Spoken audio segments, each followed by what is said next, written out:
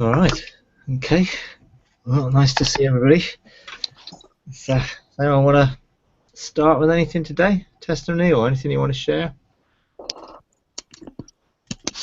You can just mute your mics. Stop all the background noise. How do I mute? How do I mute? There we go. Okay. Who wants to start? This is a question, perhaps it just is on the side issue, but has something come across me this last week. We had an angel that came and visited several of us, and I asked him to stay for a while, and then realized that he was going to go visit some of the other group that lived in other parts of the country. And then I said, wait a minute. Then I asked the question, can they be in more than one place at a time? And we know angels aren't omnipresent, but the thought came to me, and I'm just running it by you, because they're out of time, could they do that? They're not bound by time. So something I was interacting with the angel that was there, asking him that question. Okay. So, what did he say? I felt like he was out of time, so he was going to be able to visit several of us at once. So that was what I was settled on. Ask him to stay for a while because he had told me he was going to do three things for me. So the other angels I'm dealing with have most of them have been with me a long time. I'm just getting acquainted with them. Yeah. And so that wasn't an issue in quite a few of them, because they've been part of my company for most of them for a lifetime. Others join me along the way as I begin to interact with them. That's what I've been finding. Yeah. Okay. Well, I think they're obviously not omnidimensional like God, but I would class them as omnidimensional rather than omnipresent. So they can engage dimensionally, and I think I was talking about the seven spirits of God the other day to a group, and the seven spirits of God are there to tutor us. Well, if they're seven spirits and they can't engage with more than one person at a time, then they're going to take a long time to be able to tutor everybody. So there's got to be a way of engagement that enables them to participate with more than one person at a time. But they're not omnipresent or in an eternal, infinite sense like God is, but heaven operates on a different dimensional scale and with different laws. And I know Ian Clayton was talking about that he has been in a number of different places at once, because our spirit is able to engage dimensionally. I think when it comes to engaging with the angelic realm, there are individual angels that have individual names and have individual assignments. Those that are assigned to us personally as our guardian angels in this dimension, in the spiritual realm around us here on the earth. There is our angel in heaven that's assigned to our throne in heaven. But there are orders of angels. That what I've found is that often when we talk to an angel about its name, it reveals its order. So the four angels that we have here, transformation and refiner's fire, winds of change, sound of many waters, are orders of angels. So if I ever go anywhere and those angels, I assign them and whatever and release them, and they stay because they're an order. So there are many angels operating in the same order, which I think is one way in which they can engage with us in particular functions without being necessarily the individual angel. Now, in terms of eternity and time and space and spiritual dimensions, in eternity, it's all now, and so we really have to get engage that with our spirit, because our mind is very linearly programmed to think linearly, to have a linear experiences of past, present, and future. But our spirit isn't. Our spirit's come out of eternity and has the capacity to engage eternity, so long as we keep our head out of the way and we don't try and figure it out. And the key is not trying to figure it out with our cognitive mind, but to allow our spirit to embrace that eternal perspective, and then we can begin to release that eternal perspective into our frame, to frame it up and to begin to affect what will be out of that. So I think it's very difficult to describe with a grid, without having a grid of reference for these things. Personally, I don't believe that we're going to live in eternity. I believe that we'll live in the age to come. Now, even the name age to come indicates it's an age, so there must be a progression of time, but not time as it's created. We live in the function of created light, and therefore we live in a time-space continuum, which is a function of the speed of light. When you go into the realms of the heavenlies, the speed of light is faster than it is here, because it's creative light, but it's not God, because God is light and the ultimate speed of light and the ultimate creative light. The heavenly realms are all in God, as all the realms are, but they're not God. And so heaven, the heavenly realms, operates on a speed of light which is different from ours, and therefore, but still has a function of time, just not time as we know it here. So when it says there's no end to the increase of his government and of peace, if there's no end to an increase must be a function of time. Because if it's not increasing, then it must be already increased. So to have something increasing, there must be a time element to it, but it's different from this time. And when you go into the realms of heaven, because there is a creative light engagement, your spirit can engage with that, and it can receive things which are way beyond what you could in this natural time. So 5 minutes here could be 5 hours there, or 5 days there. In reality, to your spirit, when you go there with your mind, it's very difficult to get out of a linear perspective of time, because you're fixed in time here. So that's why it's better to try and engage with your spirit, not try and figure it out with your mind, and be limited by a linear perspective to it. So, when I first had encounters in that realm, it felt like I was there for a long, long time. When I actually came back into this realm and, sort of came to, actually I was there for a few hours, but it felt like days and days. And I think that's the function between created and creative light, and that's can happen. And I think with the angels, we have to learn to engage them and realize that if God has assigned them, then we'll have everything we need to be able to engage with them. So in a sense, if he's assigned an angel to come and visit you and he's going to give you 3 things or something, but that angel has other assignments, then he's certainly going to be able to fulfill whatever assignments he's been sent out to.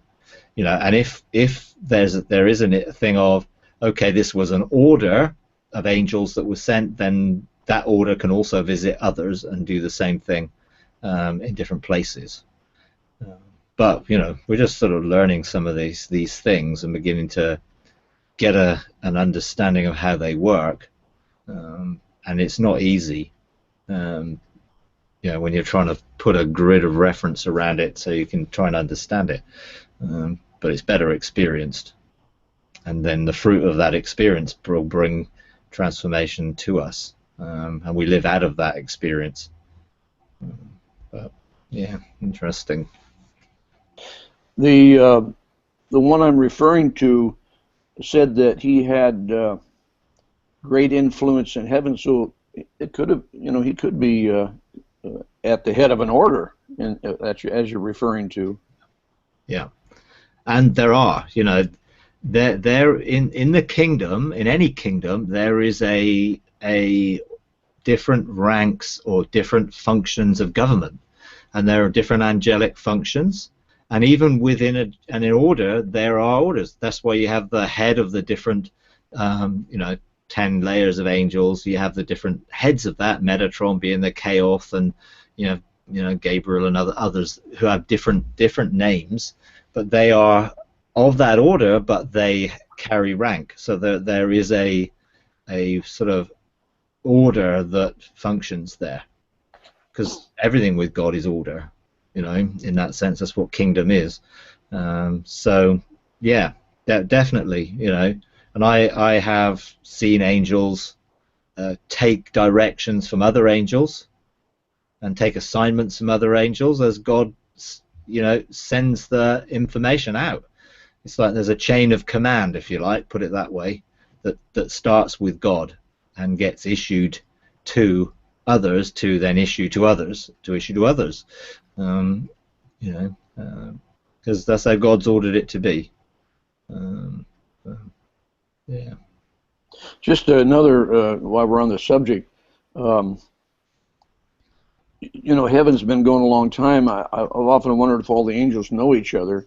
I had an encounter a few months ago where I came up to a friend of mine in the spirit, and my angels met his angels, and they hadn't seen each other for a long time, and so they started kibitzing together, like people that had traveled and then crossed each other again. I thought that was interesting.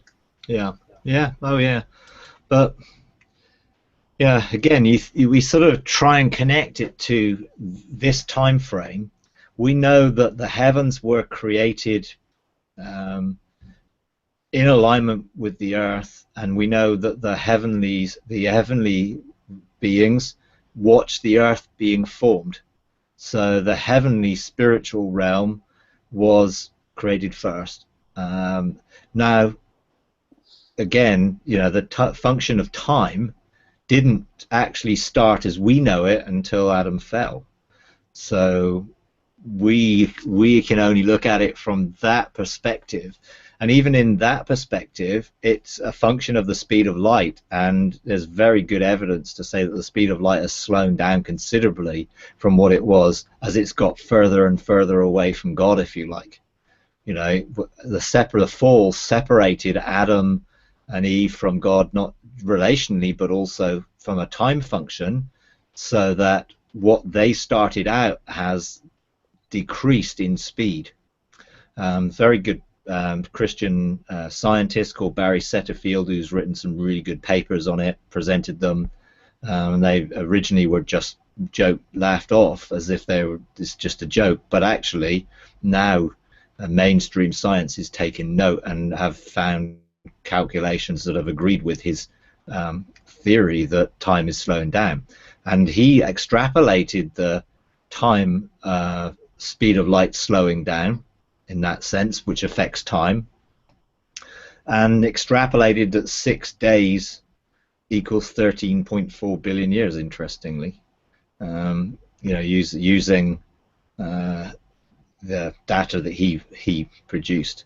So there's an interesting thing there with how we engage with that, but it's all relative, and so when we're in that realm, we just experience that realm. So we don't sort of connect it in the same way as when we're here, because we're here, we're there. When we're actually there and here, that's when the fun begins, because then you can connect up with the speed of light and revelation and insight in that realm in a way which is different from this.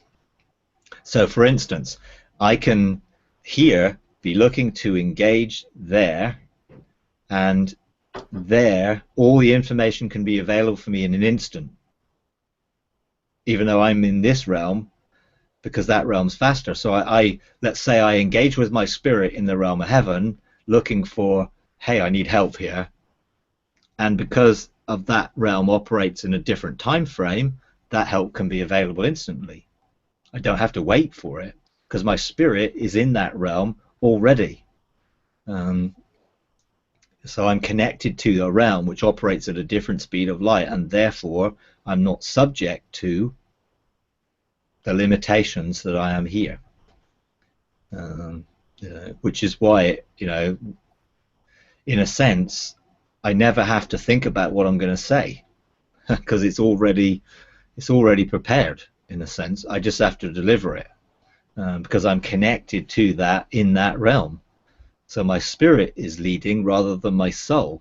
So I don't want to be talking to you out of knowledge of my soul. I want to be flowing from my spiritual revelation that is in heaven now, so that I'm living in those dual realms, as I believe that's what Jesus did, and therefore we can manifest heaven on earth through us in that way. But there's a lot for us to, I think, understand or learn how to function that way. But yeah.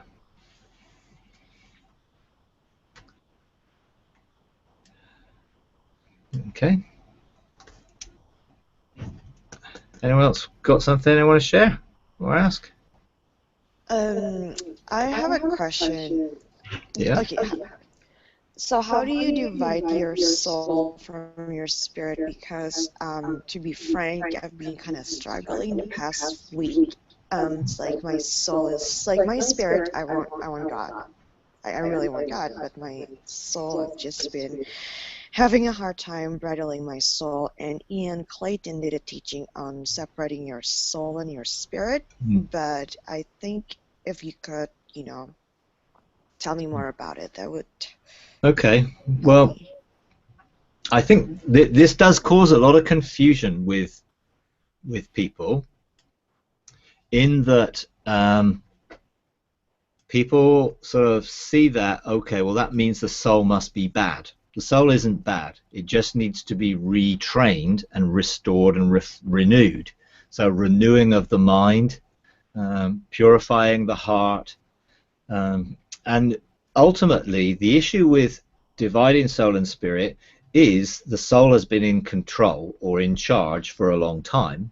Now the spirit is looking to be in charge, and it talks about the flesh contending with the spirit and that type of thing. So what we must do is break the soul ties that have been connected to our spirit for independence, because the life of the flesh is in our spirit, not our soul.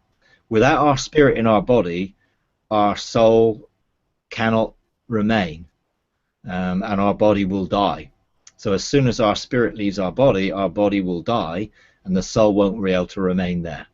So it's important that we see that that's where the life comes from, our spirit. So our soul, separated from our spirit, but living independently of it, still needs life. So it draws that life from the spirit, but it actually engages the outside world to draw everything in to meet its needs.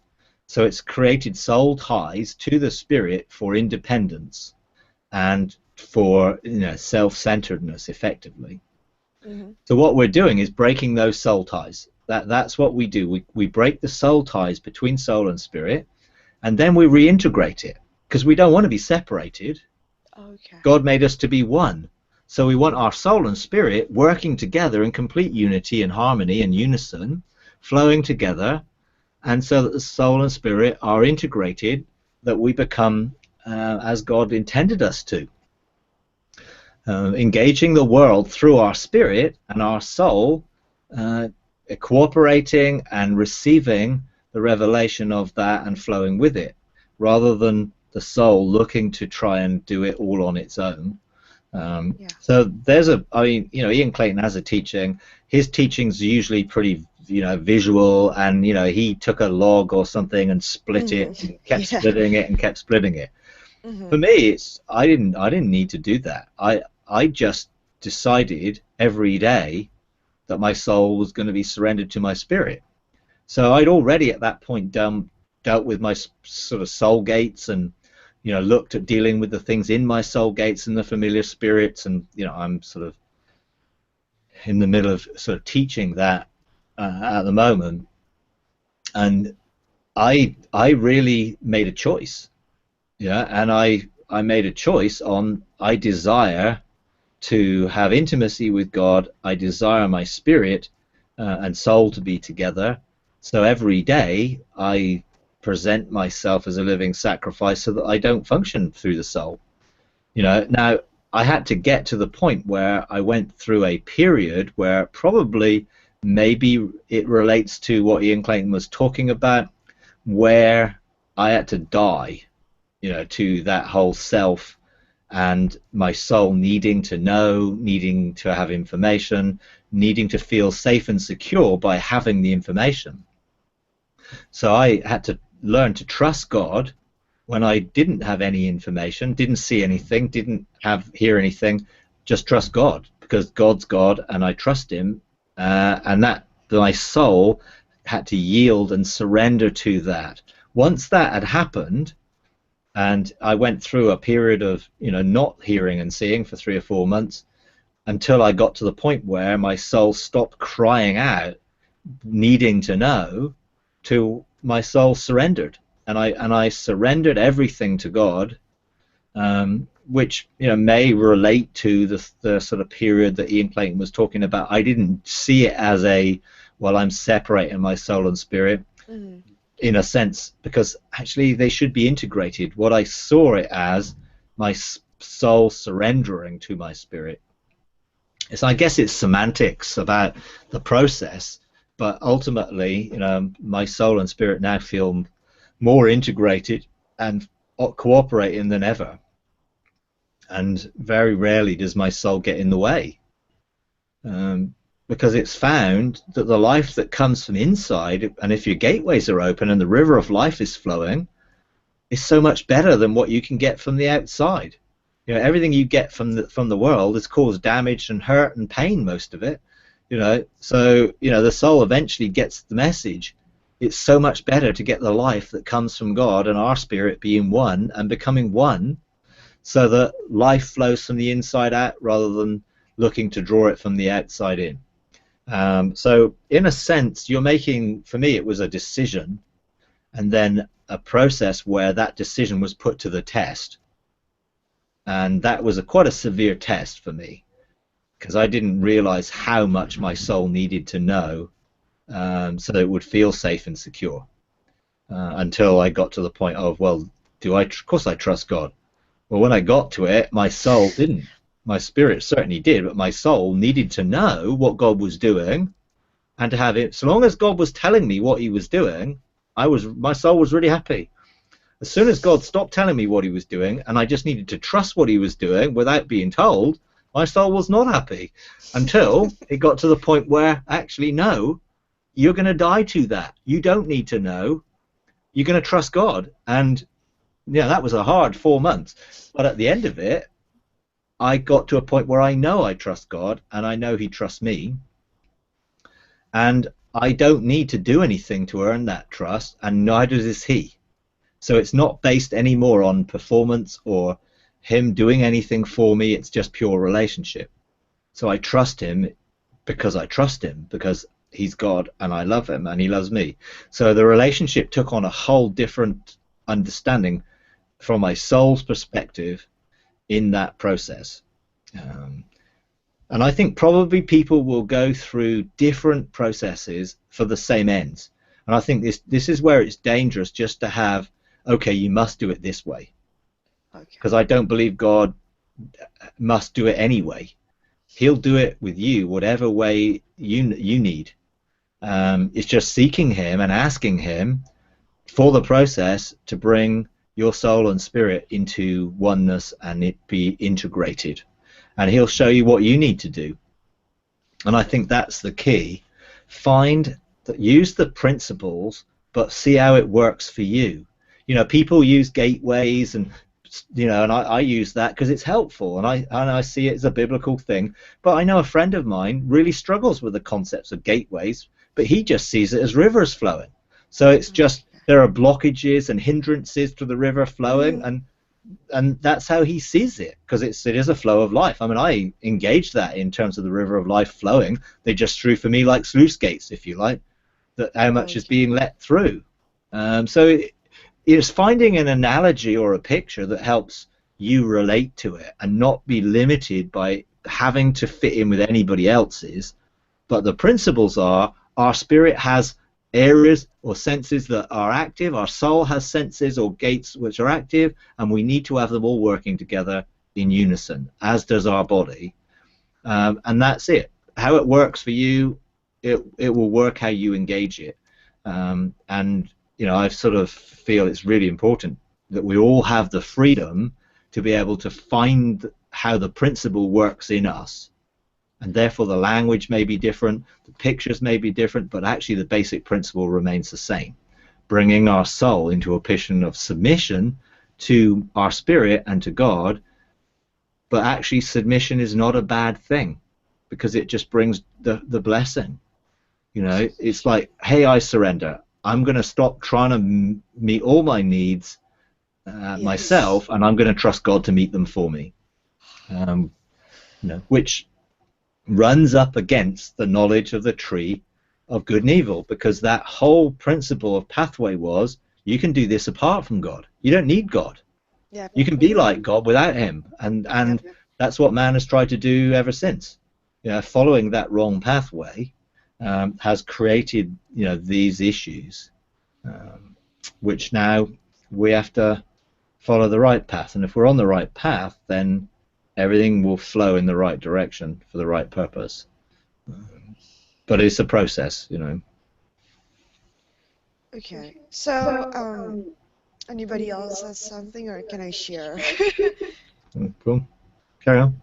Okay, so I feel like I have this, like lately, I have this trust issue with God, because my friend, all of them are spirit-filled, and my friend got married to a man, and everybody said that it was from God, and I didn't feel right about the marriage. And after a few months into the marriage, it turned into like a circus show. And now now I feel like I'm at a place where I don't know anymore. I don't know when people say they're hearing from God. I don't know. I don't know if it's from God, or they're just hearing stuff, and it makes me, it hurt my trust in God. And I'm in this place where I know I want God, at the same time Yeah, sure. confused. But why would it affect your trust in God that people are fallible? And I think that's the key. It's like they said they heard God, but actually they obviously didn't. So it's the people that you have to be looking at, and therefore don't rely on people. Go to God for yourself, because actually your spiritual instinct was correct. So if you trusted that was coming from God, then there would have been no problem. But you were actually listening to other people saying God is saying this. Now I would encourage you, don't listen to what anyone else says. I don't take that in the wrong way, but actually take whatever anyone else says and go back to God with it yourself. And go with what you receive from God in your own relationship with him. Because that's ultimately what you've got to try and build up. Now, it doesn't mean you'll get it right all 100%, because we're learning this lifestyle, and sometimes you may have something filtered, but then you take that instance and, well, why did I struggle to actually get the revelation this time when before it was clear? So then you take that back as a court case or a lie bust, and you actually say, okay, what was the hindrance here? And use that as a stepping stone to mature and grow and overcome and be transformed. So never get guilty or condemned by, oh, I didn't get it right 100% this time. Because God doesn't condemn you, and he doesn't make you feel guilty. It's usually the enemy and our own soul wanting to be right all the time, which is self-righteousness, which is what makes us feel that way. Take every opportunity to grow.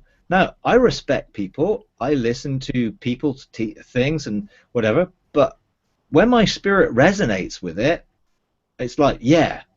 When my spirit doesn't resonate with it, I don't throw it out and say, no, I don't agree with that. I'll go and take it to God and find out. Because it may be something new, what I've not heard before.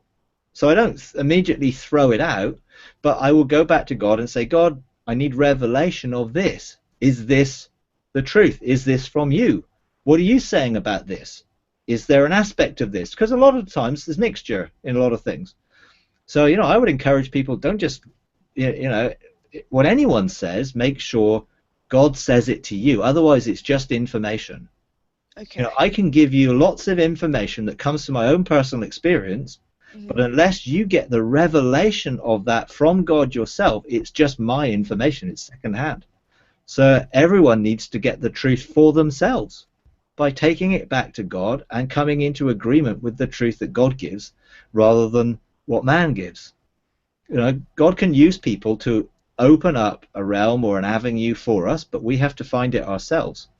Otherwise, and I think the majority of the institutional church have very little personal revelation of anything themselves. They just have a theology or a doctrine that they've been told or has been passed down through their denominational lines or through their church systems, and they just believe it because they're told.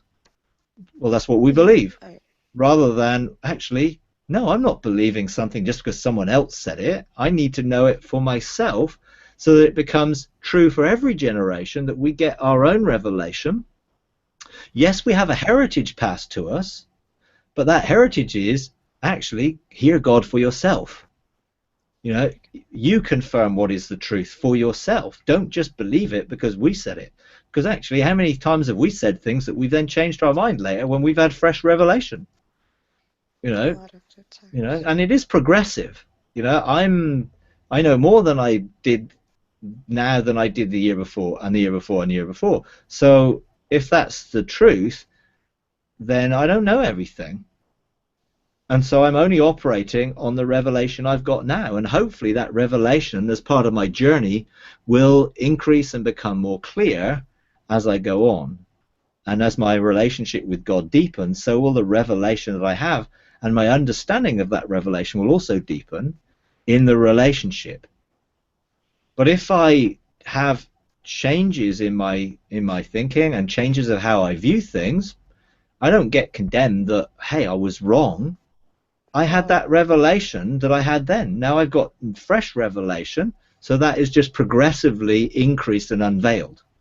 And I might see it from a different perspective or have a new angle on it, and therefore be able to flow in it much easier than I did before when I was just discovering it. But don't confuse trust with God and trust with people, I think. We can trust God, but as I said earlier, our soul may need to come to a point where it surrenders and yields to that trust. But when it comes to people, there are people I trust. Do I believe they're right 100% of the time? No, because I know that I'm not. So if I'm not 100% right all the time, I know they're not going to be. So I accept that as part of we're all growing in the knowledge of God and man, and we're increasing in that. So it's okay. And therefore we must have grace for one another and mercy in the process.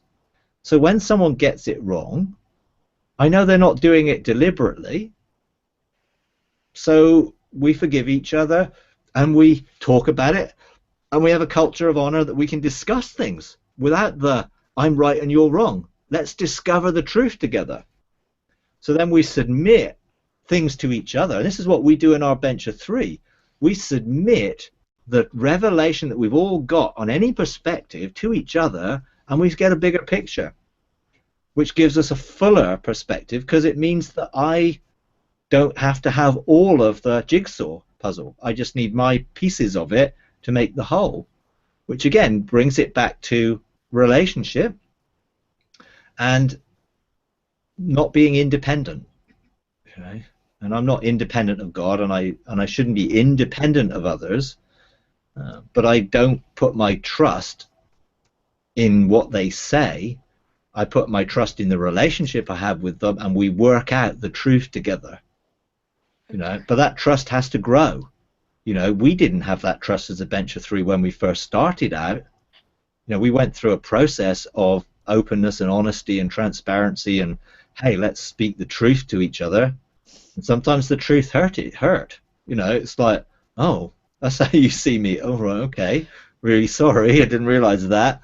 And along the way, we give each other permission to speak into our blind self areas, the areas that we don't yet see, and we unveil our hidden self areas to those that we trust. And we unveil those things to them, because there are things that are open, I don't mind anybody seeing, knowing. And there are things that are blind and I don't know myself, so I need other people to help me. And there are things which are hidden that I'd rather not anyone knew. Mm-hmm. There are things I know, and I'm actually willing to share quite a lot of those things with people, because I've got to the point where I don't really care whether they know or not. So I can share some of the, my journey and some of the sort of things that have happened to me along the way, because, I'm not concerned about what they think about that. If it can help them, then I'll share it. But there's a growth in all our relationships that needs to increase. But I'm sure that those people were genuinely thinking that they heard God. They weren't deliberately, but you see, quite often people's hearts or compassion can motivate and filter what they feel and what they think is from God. Yeah. And that's sort of part of the process of learning to discern your own filters, so that you don't actually filter those things through. And to be honest, the closer and more intimate you get with God, the easier it is to discern His voice as opposed to any other voices that you hear. And to discern, actually, yeah, I would love that to be true. And particularly in a relationship, because some people love relationships. You see two people and they both have need for a relationship, and you would just love them to have a relationship. So it can sometimes, that compassion and desire for people's well-being can sort of block what God is actually really saying. Yeah. And some people who have particular gifts or redemptive gifts, like the mercy gift and things like that, they actually find it hard sometimes to know exactly what God's saying, because they're so concerned with the well-being of the person. Now, what I've found is one of the seven spirits of God, the Spirit of the Lord, if you ask Him, He will actually show you what God's doing in every situation. And I've learned to engage that, to know what God's doing. Because I would not judge a book by its cover. I would want to see what's on the inside. So every situation that we come across, we mustn't judge by what we see with our eyes. And if you look at, there's a scripture which talks about us not judging with what our eyes see or what our ears hear, but having wisdom that comes from God, with spiritual insight to make those decisions and judgments, rather than just using our natural eyes, our natural feelings, and therefore sometimes those can overwhelm or block actually what God is saying. And most of the time out of just desire or wanting the best for somebody. And people used to come to me and ask me to pray for them or minister to them, and I would generally say yes. I don't say yes now unless God tells me. And when He definitely says yes, I ask Him, do you want me to help this person through this situation, or do you want me to help them get out of it?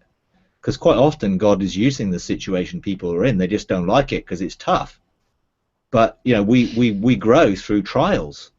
That's what it says. Count it all joy, brothers, when you encounter various trials. It's through many tribulations we must enter the kingdom. So our soul doesn't like trials. So it tries to avoid them. until you learn, actually, that's what helps me grow, so I will embrace the trials and use them as a stepping stone to mature and to grow. So use trauma to bring transformation. Just make sure that we keep our forgiving heart in the process, because that's the key to being able to discern God's voice, is making sure that we're in forgiveness. Otherwise, it's very difficult to hear God's voice when you're not living in a place of forgiveness. Anyway, okay, all right. Okay.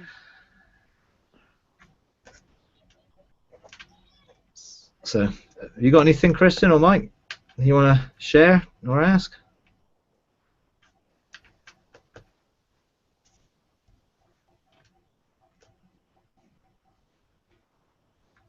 You gonna go, Mike? Well, you're there first, so. I am. I am. I don't know that I have questions. It's just that I have ponderings. Yeah, okay. You know, you kind of know where I've been hanging out lately. Yeah. So it's interesting going into the was, and then coming out through the framework, and you kind of see something different. So I don't know if it's the timeline I see. I don't know, but it's circular and it was interesting. It came out and see, and the best way my understanding can say is I saw a collection of worlds. They look like they were a collection of worlds on it. And so I tried to look at it and go, if it's circular, but if you put them, they could be, linear or the same. I thought, well, isn't that interesting? How interesting is that? But I haven't engaged in them. I'm just kind of looking at them, just, oh, look at that. And he gave me a few passages in Scripture and goes, okay. That's very interesting. And I actually am engaging it right now, is that I saw up behind it, it's kind of like the was even seems like it feels like it's framed. It's that there's other stuff, I don't know, there's other stuff around it or whatever. But I've popped up, there was up back in there, it's interesting, you go through waters. Yeah, it's like a matrix, yeah. Yeah, so I just come up to another water, but it was interesting. I had popped up in, how you go through the deep and there's, all of a sudden your head pops up. I go, oh, I've been here before, so I'm not quite sure where I'm at. I'm just pondering right now and experiencing it and see, where am I at? Where am I at that I've popped up from this, and yet you can still perceive the whole picture and everything. I just go, I really don't know where I'm at. I have no clue where I'm at. So it's interesting. It's very interesting. Very interesting, yeah. I mean, it is. If you're engaging in God's heart, then there's an area of God's heart which is where your destiny and where you were birthed and all his thoughts about you are contained, and connected to all the thoughts about everything that you are connected to. And all those are different places of engagement. And therefore, if you think of eternity or an infinite nature of God, then we're only actually just experiencing one small fragment of what it is. And I have the same experience when I go into Metatron's cube and I see one facet of the multifaceted wisdom and glory of God. And I'm like, whoa, just that one facet is enough for to keep me occupied for eternity. And yet there's myriad and myriads, infinite facets. So God is so infinite, and yet, he's transcendent, yet he is immanent, and he brings us a connection to him in a way that unveils his heart towards us in that place. But there are other places or it's difficult because we're talking about something which is not a physical dimension. So we're trying to describe something which is not a physical dimension in physical dimension terms, and it's very hard to do so. But it's it's being engaged in an infinite and eternal experience and trying to put a time space understanding around it, and it's very difficult to do so. And even when we think of space, or matter and energy and all that stuff, we're used to it being formulated in a way that we can engage with touch, see, taste, smell in some way. Whereas when you're in that swirl of now, you're in this part of now, but there's, let's say, an infinite number of other nows, parts of now that you're connected to or not connected to. And if you're not connected to them, you don't get access to them. But there's plenty of those things we are accessible to, that we can begin to spiritually encounter. And it's our spirit that, it has that pondering, sort of, I can't describe this, but it's really good, but I can't describe it. And that musing. Now, I've found that I've been in that place sometimes for months or even longer, until I get any permission to release it to others. Then all of a sudden I find that I have a reference point or something which will enable me to explain it in a way that I couldn't do before while I was experiencing it. And I've given up trying to figure it out. I just re-engage it in the spirit, and each time it seems that it imparts something more that I can then describe or understand in a cognitive way. But it's so difficult to describe eternity when we've got a linear understanding of time and space. It just really is hard, if not impossible, to be able to describe it. But we can experience it, and that's the key. And that experience of it actually changes us to align ourselves with it, and therefore we will be different, and therefore everything will be different as a result of that. Without having a finite understanding of what difference there is, I know if I come stand in my righteousness as a light being in God's heart, in the midst of the energy of His wonderful thoughts about me and who I am, and I'm sort of in His book, if you like, because that's where I am. But there may be chapters in that book that will open, which will unveil more than where I presently am. I might be on page 10, but there's another, million pages. So, but I'm only engaging with the thoughts of page 10. But even that, it just doesn't describe it, because it's like, well, it's a book and you have to open the pages. But it's like it's all there in God, but I access it as it's unveiled, really. Well, can I add some musings? I'm going to add some musings. So in what kind of, like I described, God, he, how he just highlights something in Scripture, and it helps starts to fire off understanding. And so with this kind of like this musing, all of a sudden he goes, go have a look, and with the generations of Adam. And when they start to list off the generations of Adam, they're not listed, Cain or Abel, as being part of that record. And so I went, oh, they're not even recorded. And then when he goes through, all of a sudden it just struck me. I went, well, in each one of the names that they said, the son, he bore the son after so many years, but it always added that there were more sons and daughters in there, but only one was named. Yeah. And I'm kind of going, well, what does this have to do with all that? So that's just amusing. I'm just going to put it on the table. What does it have to do with all of this? Don't know.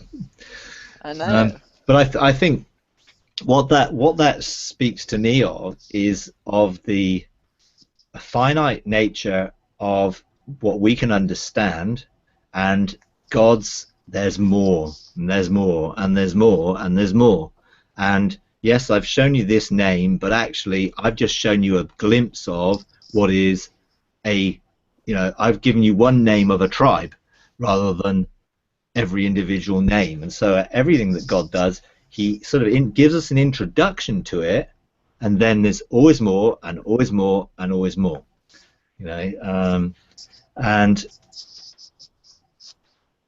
I mean, he does that with me, all the time in terms of, giving me some sort of scriptural reference. But to be honest, nowadays he gives me other reference points as well. I get quantum physics reference points. I get other reference points because we're now sort of in communication. I recognize how he speaks to me, and I sort of have that more of an instinctive understanding of him than I used to. So I need less reference points than I used to need. But occasionally something new will unfurl, and it's just like, whoa, I'm completely out without reference. Again, then usually I get something which will give me a clue or an entrance into it, and then I then learn to engage that until then I have revelation of it rather than the reference or entrance to it.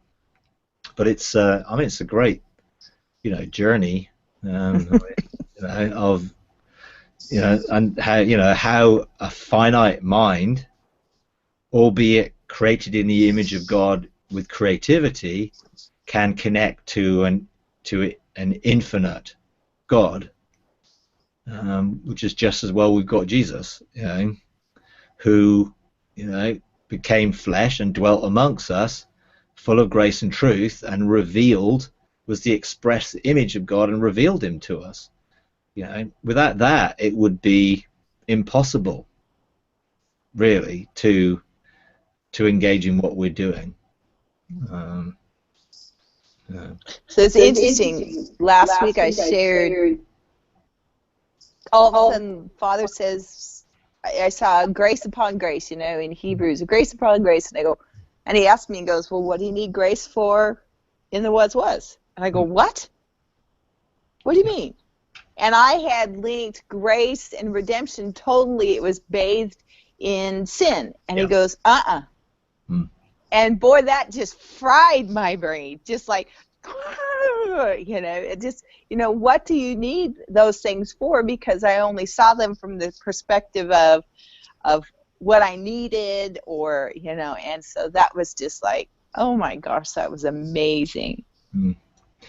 Because that takes the limits off what God's grace is and what we can connect to, and therefore be divinely empowered and enabled to do.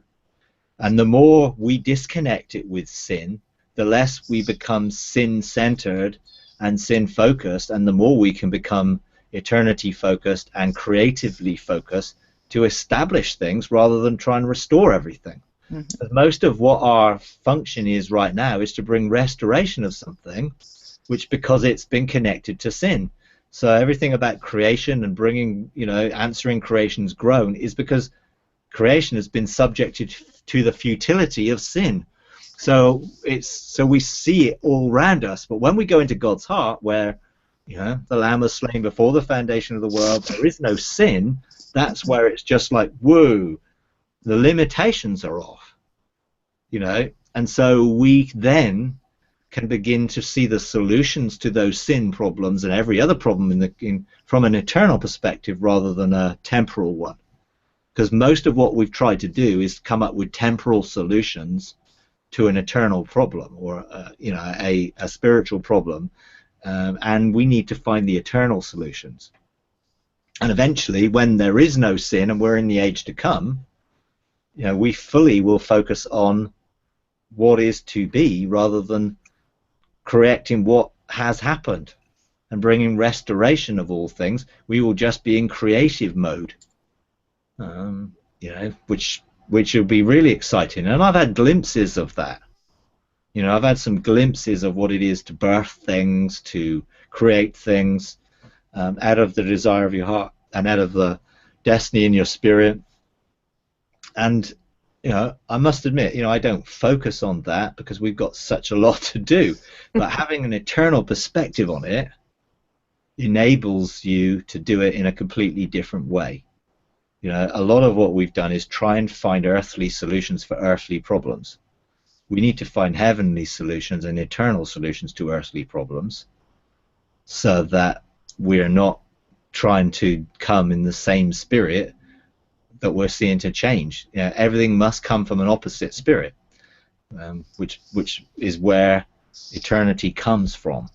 It's like often it completely flips things on its head. It's like, I wouldn't have done it that way. No, but I would, says God. And the more you get to know me, the easier it is for you to do the things the way I would do them. And then I trust you to do them the way you should do them, which is sonship.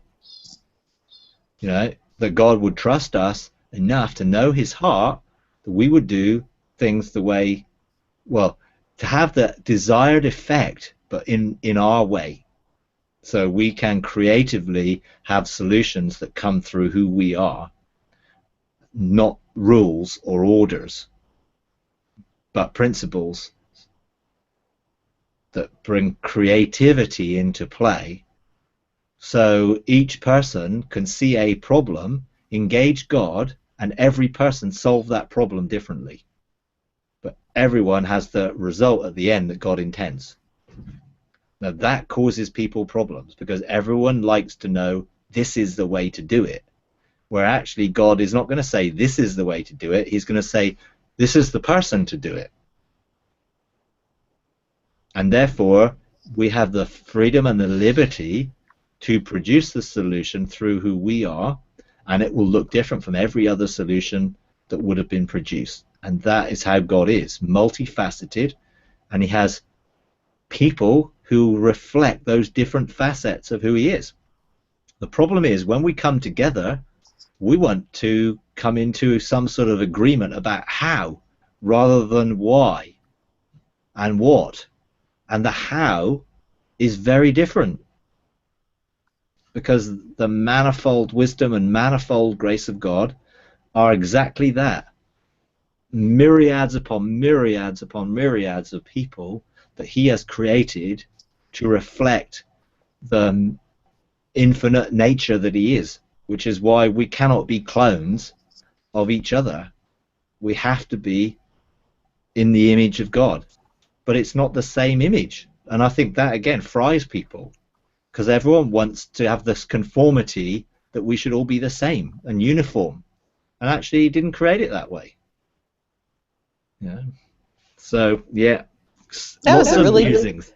good explanation of why you need grace in eternity. Yeah. Right there. Yeah. Because the grace causes him to have relationship with you and you to have relationship with him. Thank you. That was a really good explanation. I didn't know I was explaining anything. Yeah, I went, that's musing. you. I was musing with you. Thank you. Thank you. But yeah. But that's why it's good to just be interconnecting and seeing creativity release. Mm-hmm. Because you didn't say that, I wouldn't have said that. Yeah. And that's why we need each other to help facilitate those sparks of creativity which will bring revelation into the light. And that's, yes, we can go to God and get things for ourselves, but when we come together, that's multiplied. We just have to learn to muse together rather than trying to make each other all think the same way and come up with exactly the same methodology of doing something. Let's respect each other as differences and therefore honor them and receive from them, which is what Jesus said. Receive a prophet in the name of a prophet, you receive the reward. So we need to receive the reward from each of us in our being one of those facets of God, and respect how wonderful that is, that we are all a different facet that makes up a whole, which is great. There you go. Thank you for your musings.